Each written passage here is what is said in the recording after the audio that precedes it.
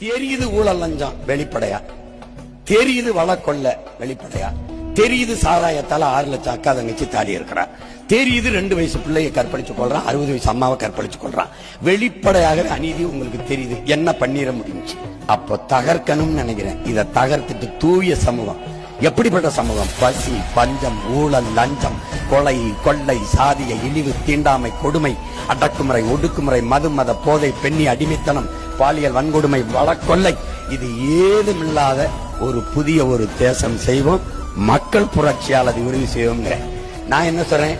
கல்வி, கல்விக்கேற்ற வேலை, வேலைக்கேற்ற சம்பளம், அதை கொண்டு வாழ்கிற பெருமை மிக்க வாழ்வு. படித்தவன் படிக்காதவன் அனைவருக்கும் அரசு வேலை. இனி படிக்காதவரை இல்லை என்ற நிலையை உருவாக்குவது அடுத்த வேலை.